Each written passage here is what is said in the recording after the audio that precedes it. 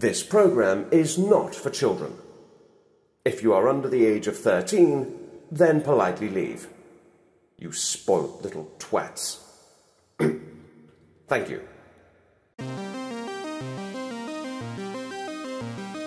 It was a time of great turmoil. Man versus man. Man versus machine. The synthesizers reigned supreme. And movies were never better. It was the 80s. And now, from the secret headquarters of Pop Culture Minefield, Keith and Gary. Hey guys, welcome to another episode of Pop Culture Minefield. And of course, this is our special edition, the 80s. And that, of course, is Keith over there, my partner in crime. And that is Mr. Gerry Cassell. Oh, and of course, we're going to talk about some of the best films of the 80s. And of course, this episode, we are specifically highlighting the year 1983. It was my second year as an adult. And even though I was technically still a teenager, I was, I was 19 and living on my own. I had a kid. I had a baby named Benjamin. He's the bomb diggity-yo, heck of an artist, great writer. And, in 83, one of the most monumental films that year will be on the top of our list. But I do want to mention before we get started that three men that are in our list were involved in the making of multiple films in 1983, each man working on 2 films each. First on the list was Christopher Walken. He starred in Dead Zone and Brainstorm. Vic Morrow was in Space Raiders and, of course, Twilight Zone, the movie. And sadly, he died during the making of the latter. And director David Cronenberg directed his typical body horror film, Videodrome, and then did a studio film, Stephen King's The Dead Zone, which you brought up was the first Stephen King film since Kubrick's The Shining, right? Yeah, post The Shining. Yep. Yes. And John Badham, who directed War Games as well as directing Blue Thunder. One film I like, one film I don't. But we'll have to wait to find out which is which. And then, of course, we'll do our honorable mentions here real quick. Films that I personally enjoyed. I don't know how you felt about them, but Strange Invaders, I enjoyed that film. It was a failure at the box office. It lost money. Dead Zone was a critical success, as well as I do believe made its money back. It was, once again, the first Stephen King adapted film after The Shining. And then there was a film that either you like it or you really don't. There's no gray area, with Space Hunter: The Adventures in the Forbidden Zone. And of course, I always enjoyed the film, and I'm also fond of the fact that my BFF Rob Bankus was in a band called the Overdogs, which comes from Space Hunter. And then, of course, there's that film that I don't know why anybody likes it. I really don't. I didn't like it, War Games. I just thought it was like, meh. I didn't care. And then, of course, Vic Morrow's film, Space Raiders. So that's our honorable mentions. And now let's get into our main list. And, of course, this is a list that's compiled by both Keith and I. And the number one on the list is, of course, Return of the Jedi. Even though I'm not that fond of Return of the Jedi, I know a lot of you guys are. And so I have to admit, I'm kind of like you. I don't think Jedi is the strongest of the original 3. I felt that the entire film was kind of it kind of throttled back after everything, all the momentum building up from A New Hope and especially The Empire Strikes Back. And I just felt that it always felt a little restrained. In comparison. Because Han Solo seemed like a pod version of Han Solo, people. It wasn't exactly Han Solo, hey, it's me, I'm like, what? That's not Han Solo. What is this? But anyway, I also disliked, because I learned early on that they were changing the Wookiees to Ewoks. Yeah. And they weren't going to be on Kishak. Am I saying that right? The planet? Kashyyyk. And they're going to change it to Endor. And I'm like, it's all about marketing. It's all about making that money. We got to create toys. Nobody's going to want to buy a bunch of giant Wookiees. Oh, so there you have it. But what else do you think about Star Wars: Return of the Jedi? Very good job by Richard Marquand as the director. Even though again, as I said, I didn't think it was that strong of a movie. I felt the direction was really well done. It's obviously technically, well, it had great moments. It really did have some moments in it. And again, you had a director that cared about the characters, and it shows, because with all those moments, one of the things that a lot of the other films after this were missing was the deep character interaction and chemistry. Right. And that's what the original three developed, and why they were so important. The budget for this movie, see if you can take a guess at how much this movie was actually made for. 80 million. That's a good guess, but you're about 50 million over. Oh. Give or take. It was made for $32.5 million. Only, wow, $12 million over what they made Blade Runner for. And also within about $2 million of what they made the first Hellboy for. That's pretty amazing. Yeah. I think it helps, though, when everything that works on the film is within Lucasfilm. Because you got ILM, Lucas Sound, you had all of that. Everybody was owned by Lucas, so I think that helped a lot. Yeah. And this goes into that conversation you and I had about the difference between shooting a film, if you're an independent filmmaker, compared to shooting for a studio, because when you work at a studio, everything's pretty much already there. Yeah. So it really has an impact on lowering the budget. So, but Richard, Richard did an amazing job. And you told me that, because I wasn't aware of this, that he died not long after making the film, which is, but I do want to point out that Richard Marquand, as well as Irving Kershner for Empire Strikes Back, they directed those films. They really did. But George Lucas was a backseat director. And despite, being a producer on the film, as well as the story credit, he really was on the set a lot. And he was there mostly for influence. He wanted to make sure he was having an impact and that they were making the film he wanted.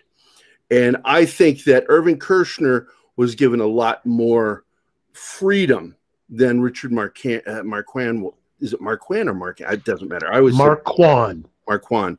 I think I've always said Marquand. But anyway, he had more of a thumb on him during the production. And I remember reading back at the time, back in 82, as they were still producing the film, there was reports coming back that Lucas was really putting a heavy influence into the film. And when you see the film, like we brought up the Ewoks, a lot of the silly shit that we weren't too fond of, and some of the straying away from Lawrence Kasdan's script, I think was from George Lucas. What do you think? I agree. I think Lucas, though, should be commended for not going overboard and allowing the directors to actually direct. I think his influence, as you said, was more about making sure that everything functioned within the world that he was creating. So it wasn't just Irving Kershner or Richard Marquand. Lucas was making sure that everything ran really well and ran in accordance with the ideas and the universe that he set up. Which, he's sort of like Mussolini in the train system pre-World War II. Yeah, except that the directors were allowed to actually direct. And given the problem that that both the prequels ended up having, and especially the new trilogy from Disney, it probably would have been great if they had replicated that entire thing for the Disney stuff and just allowed Lucas to run everything behind the scenes again. You wouldn't have had as many problems if at all. Too. He should have executively produced and hired directors. Well, here's the thing about that one, because I got the information from the special edition videos and stuff, and from the actual making of that was included with all the prequels. Since the technology they were using was so new, meaning they were literally putting stuff together, they were writing the tech manuals at the same time that they were trying to figure out how everything worked. And given how, quote unquote, real directors are, it would have taken them a year to 2 years longer to make those movies rather than being able to just put the equipment together and get the movies out. And so it was easier to have Lucas direct since he knew what the equipment could do rather than taking time to teach somebody else that wasn't a part of what they were doing how everything worked. And I found that to be a reasonable thing because you can't really spend time, and most directors don't want to use anything if they don't or aren't sure about it.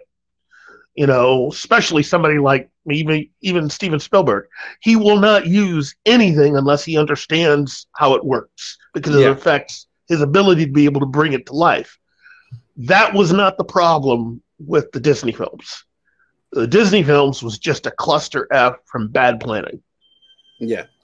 Well, we move on to the next film, which is, of course, one of my personal favorites, and I think you're a big fan of it as well, was Blue Thunder. Yeah. And this was directed, of course, by John Badham. And Badham, you know, was one of those directors that was really good at doing these kinds of films. You know, it's like the writer on it was Dan O'Bannon, who had worked on Alien, of course. He was one of the co-creators with Ron Shusett. And he also would later work with Ron Shusett again in doing Total Recall. But this film was just his fear of technology. This was based on fear of technology. And just an amazing project. And of course, Badham is one of those directors who worked on 2 films that year. He did War Games and this film. Yeah. Now, what was the budget on that one? Blue Thunder? The budget for this movie was $18 million. Oh, wow. That is really indie level. It's what I've been saying for a few years now, and you know this. There is nothing to stop the studios from making movies at least that are budgeted between 25 and 40 to 50 million dollars and still being able to produce high quality stuff. Again, both Hellboy movies were made for right around 30 or just over $30 million a piece. So under 40 million a piece. So if you can get that level of quality, then really it's about planning and it's about having a director that knows what the blank they're doing. That's it. No, I agree with you. And of course, the film had an amazing cast and really was a standout performance, an early standout performance for Daniel Stern. But it starred Roy Scheider, Candy Clark, Warren Oates, and of course, as the villain, Malcolm McDowell. You know, what a great, he's a great villain. Yeah. The guy is a great actor, but on top of that, he's really good at playing villains. And catch you later. Pointing the gun at Roy Scheider. Roy Scheider. With his finger. Catch you later. Oh, I love that. He really, really nailed that role. And of course, Roy Scheider's involvement is funny because here's some trivia that the only reason he agreed to do this film was to get out of doing Jaws 3. Good idea. And of course, Roy is just one of those actors. I've been a fan of his before he even did Jaws, from doing French Connection, because I was a kid that was introduced to good cinema as a youngster. And so I watched a lot of really good films, and Roy Scheider was there from French Connection. But the 7 Up is where I became a fan of his. I loved him in that movie. and I followed his career all the way until his passing. You know, Yeah. and that guy, even his bad films are still good because Roy Scheider is just such a good actor. All That Jazz is still an incredible movie. Oh yeah, it is. I saw it in the theater. Oh, With my dad. Even when he was doing stuff on TV like Sequest, he just brought Love that a show. gravitas, especially in the first season. That gravitas, that's right. And he was just that gravity that pulled you in. Made he worked well with everybody. And if the television series Sequest had kept on with the way that it had been in the first season, I think the show would have gone better. Yeah, I didn't all like the change second season. I was very disappointed with that. And of course, this was Blue Thunder was Warren Oates' last film. He died right after production. He died in 82. And it was such a sad thing because, my God, that guy was a good actor. He was a good character actor. Yeah, it's what he was just known for. Yeah. Bring me the head of what was it, Garcia? Something. Alfredo Garcia. Oh my God, what a movie! His work with Sam Peckinpah was always good. Had one of the best slow-mo deaths of all time. Blue Thunder is, and of course the helicopter was the star of that movie. What a great helicopter. It was, I can't remember what they used for that. I think it was the French helicopter, and they just built all that exterior around the actual helicopter. Yeah, but it was good. It was good common sense. Well, it's based science fiction storytelling, which was, of course, the first of them that came out actually towards the end of Vietnam was the Cobra. But the Apache was really what was in the works from the military, and of course everybody, everyone and their uncle in Hollywood is afraid of military technology being used against them, and I think that's because of all the kid diddling in Hollywood. Oh, they don't want them to find out. This movie was, the plot was that this was meant to be something that was to be used, according to the story, for the Olympics in '84. And so that was, to me, one of the really cool aspects of the movie, that when you saw it, it literally had real world implications for something that was going to be happening the following year. You could listen to conversations at a distance. It had thermal vision, so it was able to look into buildings and stuff through closed. Well, it can't see at that time. Thermal didn't work like it does today, and still doesn't work all that great with concrete. But they could see through curtained windows and stuff, and see what people were doing, and the privacy factor. And of course, there's a joke about it when they get somebody making out, doing it dirty, and they're watching. Whoa. But it's a great film. It's great science fiction, And Dan O'Bannon, God rest his soul, was a really good story innovator. Him and his partner, Ron Shusett, really created some of the best sci-fi of our youth. Some of the best, all the way into our 30s, just all the time. The last one being, of course, Total Recall. And our next film on the list is another great sci-fi film, Brainstorm. And it's a film that the studios fought to shit can. They did not want to release the film. And of course, this cost the director, Doug Trumbull, who was the creator of it as well. He's also an effects innovator, having worked all the way back to 2001: A Space Odyssey, Star Trek, the motion picture, and best known for Blade Runner. I mean, that's really when his name got out there, was the work he did for Blade Runner. And of course, while he was working on Blade Runner, he was also working on this film, Brainstorm. Because as you had brought up, it was delayed. Was that it? Yeah, they delayed it for about a year after Natalie Wood had passed away. In fact, many of the movies that you've also talked about being where you had an actor or someone else that had done more than one movie that came out during '83 was because in many cases, one of the films was actually a film that should have been out the year before. It had sat on the shelf or was delayed due to technical issues or other things. Right. Now, this film starred Christopher Walken and Natalie Wood, who, of course, died during the production, and Louise Fletcher, who is best known at this point as Nurse Ratched in One Flew Over the Cuckoo's Nest. As well as Cliff Robertson. That's right. He was one of the, again, played a villainous character because he was the villain in 3 Days of the Condor. And he really could play bureaucrats well, you know, dangerous bureaucrats. It's a stupendous film visually. Yes, yes, it was a visual feast, and it was something that was, it was technology and a visual sort of look that had never been seen before, with a story that was clearly just great science fiction fodder. The ability to be able to record and then relive someone else's memories. And that also follow them into death.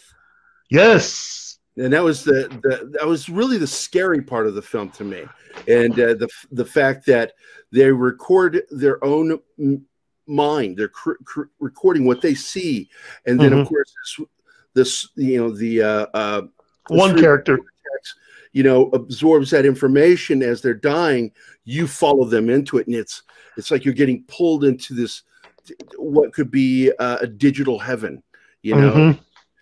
What a stupendous film, and I'm glad he released it. And you know, and I know you told me about that he got blackballed because he fought to have it released, but I'm glad he did. You know, the movie tanked at the box office. It was a critical failure, but it was a powerful visual film, and it had some great performances in it. Our next film, of course, has a huge credits list, is Twilight Zone, the movie, which had director Joe Dante, John Landis, George Miller, as well as executive producer Steven Spielberg directing one of the segments. The cast included Dan Aykroyd and Albert Brooks, Vic Morrow. This was his last role. He was killed in the production of the film by a helicopter that crashed and killed him and 2 children. Scatman Crothers, I think, is in it. Crothers is great. The kick the can game. It's really actually it's my favorite segment of the. It's Steven Spielberg's, and it's of course taken from a classic episode. I think almost all of these were taken from episodes. Vic Morrow's was an original by that was written by Landis and directed by Landis, and of course John Lithgow in one of his early performances. He played the part that William Shatner played in the original 20,000 Feet, Nightmare at 20,000 Feet, where he says there's something on the wing, and did a tremendous job. He really looked, I mean, don't get me wrong, I love the Twilight Zone episode, but Lithgow, his performance as that character, you believed he was absolutely on the verge of a complete and utter psychological breakdown, that he was losing his mind over what he was seeing. And it's a great film. And of course, the bookend scenes involve Dan Aykroyd. First opening scene is great. You want to see something scary with Albert driving. And of course, the bookend scene is the ending scene with Dan Aykroyd again, looking at Lithgow, who's on the gurney. He saved the day, but he's still going to the hospital. He says, "Oh, I heard you saw something scary up there. You want to see something really scary?" What a great ending. I got goosebumps. I enjoy that so much. Thinking about it, give me goosebumps. I love that scene. It was a film that did well. It didn't do great, but it did well in the box office. And it brought about the popularity of the film, brought about the resurgence of the TV series in a new, with Burgess Meredith as the voice, taking out Serling's place. And the showrunner was J. Michael Straczynski. That's right. You and I have talked about this before. And so best episode of that run, Once and Future. Yes, the Once and Future King. I loved that series. The Twilight Zone is something that was about, you know, that was a big part. I don't know how big a part it was of your life as a kid, but it occupied a lot of my time because the 3 main sci-fi things that I paid attention to, well, 4, was Outer Limits, Twilight Zone, Star Trek, and Lost in Space. They were the big sci-fi shows of my childhood. Then eventually Time Tunnel kind of jumps in there a little bit. Voyage to the Bottom of the Sea. But those were the top four. And so seeing them make the film in 83, they shot it in 82, was really fun. Had all kinds of legal issues, cost people their livelihoods, cost people their lives. But it's a film you should watch. You should watch it, if for anything, for the memory of Vic Morrow and those two little kids that were killed. And the next film, of course, was one of my favorite Cronenberg films from the 80s, was Videodrome. James Wood, you just don't get better than James Wood. I consider him probably one of the best living actors. He nails it every time. Nobody plays intensity like James Woods.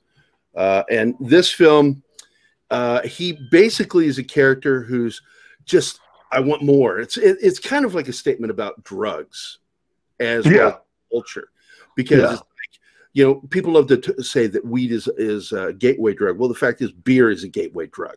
What it is you're looking for something more. So you start with this one thing and it's like, it's not what you want. And so he finds out that there's this black market video where you can actually like become physically involved with it. And Debbie Harry's in there, sexy as ever. And it's really got some cutting edge horror in this. And of course it's body horror.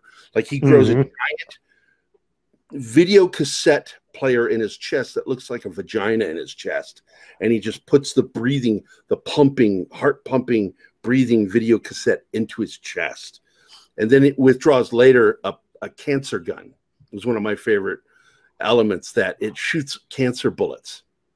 So when he shoots somebody, and I'm telling you, the practical effects in this is mind-blowing. When he shoots somebody with a cancer bullet, their body explodes with cancer popping out of them. Oh my God. Oh my God. That movie had a huge impact on me. Yeah, the budget was almost $6 million. And the opening weekend, it only made $1.2 million. The total cumulative gross global box office was $2.1 million. So it tanked. But I still liked it. It was groundbreaking visual effects. Well, practical visual effects. And then our next film, of course, is a favorite of yours, Rock and Rule, directed by Clive Smith, who is better known for his TV work like Tintin and other shows like that, Babar. Well, the thing about this film is that this is more Canadian animation, and I don't think they had any American help with this. So if you are coming out of something like heavy metal, that's basically what you're dealing with this film. But it's all Canadian animation with an incredible cast that included the aforementioned Debbie Harry, who was very busy that year, actor Paul Lamette, who up to that point I think was famous for being in George Lucas's American Graffiti. Wow.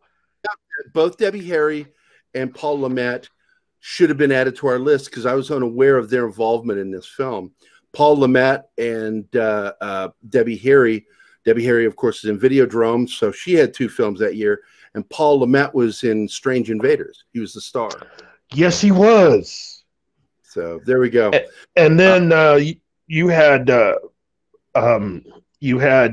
music for that film was amazing. But the best part of it is the fact that you had a soundtrack that had Lou Reed, Debbie Harry, Iggy Pop, Cheap Trick, and Earth, Wind, and Fire. And Lou Reed also played a character in it, didn't he, as I recall? Lou Reed did, as well as Iggy Pop. Iggy Pop, yep. Now, Debbie Harry and Robin Zander and Iggy Pop were the singing voices for the 3 leads of the movie, who were actually different characters. Like Paul Lamette's character, his singing voice was done by Robin Zander, lead singer of Cheap Trick. So It's a musical adventure animated film about the power of music and combining it with kind of science fiction and magic. And this is not an easy movie. I don't remember much about it, but I did like the soundtrack. Yeah, the soundtrack was good. This is not a film for kids. Heavy Metal was that way. You know, I love the soundtrack. And I love the animation. Definitely a film that everybody should check out, and I think I'm going to watch it again soon. But our next film, of course, is a film both of you and I are fans of, Kroll. And, of course, it was directed by Peter Yates, a director better known for his films like Bullet with Steve McQueen. And, of course, another big hit from our youth was Breaking Away, which I freaking love that film. My dad took me to that was one of my favorite films that year. About a kid, you know, he wants to be in the great bike race, and he pretends that he's Italian. And this girl on campus falls for him because she thinks he's Italian. And he's just a local kid. And of course, I identified with that because, you know, I lived in college twice in my life. I lived in college towns growing up. And both times when you're a local, the college kids look down on you. And that's really was what was at the heart of this story, was this kid trying to break out of that, breaking away, trying to break away from being this local kid. But in the end, he finds his pride for his town. And great film, great race. It was an early film for Randy Quaid, or not Randy Quaid, Dennis Quaid. Yeah. Dennis Quaid. And Jackie Earle Haley, who had just, all we knew him for at this point was doing Bad News Bears. Yeah, this was his second big movie. And God, he was so good as Moocher in this movie, man. When the guy tells him to punch out on the clock, he walks over and he punches the clock, breaking it. There you go, punched out. Well, that's definitely a movie that a lot of you out there, if you've never seen it, you should check out. But getting back to Kroll is an old-fashioned throwback movie with a twist. This is a movie that was meant to be kind of like the old Hollywood swashbuckling movies, you know, Errol Flynn type movies, of which when they designed the lead character's look, Colwyn, played by Ken Marshall, that's basically what he's doing. They were having him be a more of an Errol Flynn type. With this, yeah. Ken Marshall had that look. He was very handsome. He had just come off of making Marco Polo for NBC, the miniseries, and he's very dashing. So yeah, and he was Peter Marshall's son. Peter Marshall, best known for hosting Hollywood Squares. Yes, and the cast for this was incredible. Now again, some of these people had yet to really cross over, but they would become more important the more movies that they were doing, finishing into the 80s and into the 90s. But yeah, Alan Armstrong, Freddie Jones, Francisca Annis. But for me, Liam Neeson. Yeah, I was going to say Robbie Coltrane and Liam Neeson were not that big names yet.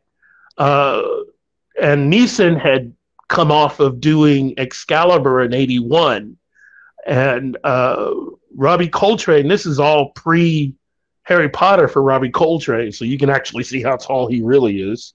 But the movie was great. It was fun, and it was again a nice mix of science fiction, fantasy, and just alien invasion in a magical world. Yeah, it was just original. And for a movie that cost $50 million in its budget, they definitely were trying to go someplace. Now, this was planned to be the first part one of a trilogy, and the movie didn't do so hot at the box office, so thus you didn't end up having any more sequels after that. Yeah, because it had a massive budget of $47 million. Yeah, and that's 1980s $40 million. Yeah, And everybody before the movie came out, I mean, they released the novelization. So what you were reading was amazing. And so you had a lot of people primed and ready to go see this movie. And when the movie came out and didn't do that well, you know, that for many people was kind of a disappointment. Yep. To be honest. Yeah, because it only brought back like about 16 million. Not even minutes, but. Yeah, I still liked it. I thought it was a lot of fun. I was a big fan. Those things coming up out of the sand. Oh, yes. And of course, the doppelganger of the wizard, the glowing eyes, got to me. And the scream when you killed one of the alien warriors, and the creature comes out of the helmet and would disappear in the ground. Oh, I'm sorry. It's like a really cool mobile version of a dialect, but in a humanoid body. You said mobile. It was one of the movies that had a video game adaptation come out the same year. And a really cool Marvel comic adaptation. I remember that as well. But definitely a film. If you've never checked out Krull, check it out. The biggest failure of that film for me was its third act. Once it became about love, and some of the visuals in it were really disappointing when he confronts the alien king. It was just kind of like, yeah, okay. All right. Then I walked out like, I really liked that first and second act, but that third act, yeah. Fire horses. I wanted a fire horse after seeing that movie, and a glaze. Everybody wanted the glaze. That's the reason why, you know, when you see a movie like Ready Player One, that's one of those icons of the 80s. A glaze was just, and that's sad that he wasn't able to get the glaze. Every once in a while from weapons manufacturers that make blades, you'll see one of those just floating around. I'm like, hell yeah, I'd like to have that. Of course, I would hurt myself with it. Yes. Who wouldn't? Now, we're wrapped up for the episode, but I want to point out that we want to mention a very special movie that year. It's special in a good way, and it's special in a bad way. The movie, of course, is the Christopher Reeve starring vehicle Superman 3. And it had Richard Pryor in it, which was just one of the many problems that the film had. Go, buddy. You've got some input on this. Yeah. The thing about Superman 3 is that the only reason why that movie ended up existing the way that it is because of what happened between the producers, the studio, and director Richard Donner coming out of Superman 1 and into Superman 2.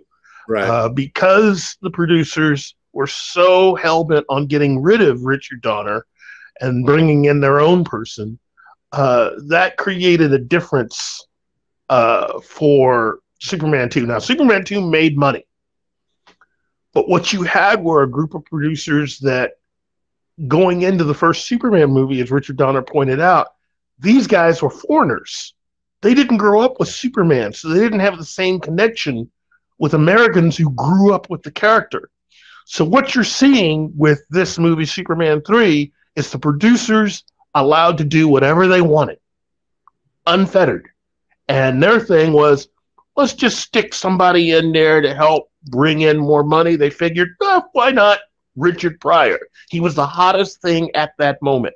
Now, again, personally, I love Richard Pryor. I don't think he should have been in this movie, because that would be like the equivalent of having someone like right now, who's the biggest comedian right now? Chris Tucker. Chris Rock. But dirtier. Someone who is just used to just Richard Pryor. Blue material, right? Was known for a lot of his blue material, and that isn't to say that he couldn't do kids stuff. He actually had his own Saturday morning series for a moment. The thing is that what the studio wanted him for was different than what I think that they needed to hire him for. And then you have a villain played by actor Robert Vaughn. And with all of that going on, what you had were three different movies, All of the scenes with Christopher Reeve and the cast of Superman, that was like its own movie. All of the stuff with Richard Pryor was like a completely different film, and all the scenes with Robert Vaughn and his people was like another completely different movie. The best part of the film was the going back to Smallville and running into his old flame, Lana Lang, played by Annette O'Toole. Who years later, with her husband, would end up being a part of the cast of Smallville, and she would end up playing Martha, and her husband would end up playing Perry White in Smallville. Yeah, and of course, one of the other things that was good about the film was the separation of good Clark Kent and bad Clark Kent. So you get the dark, grimy Superman with the 5 o'clock shadow, and eventually the fight between those two, which I thought was really well done for the budget they were working with, which was noticeably smaller than all the previous Superman budgets. Well, and this is the problem with a lot of the franchises, that their budget doesn't go up; they go down. That includes Star Trek. The Star Trek movies, all the way with the original crew, the original series, their budgets dropped more and more, even though they were bringing in a set amount, and it's sort of like is anti-logical, Well, Superman 3, it did bring in some money, but it didn't bring in as much money as the first movie, and as the second film. There was a lot of nostalgia and a lot of curiosity in having Richard Pryor in the movie, but once people saw it and saw how disjointed the movie was and how the third act made no real sense at all. I mean, the only thing everybody really was able to find any sort of peace with was really good, bad Superman.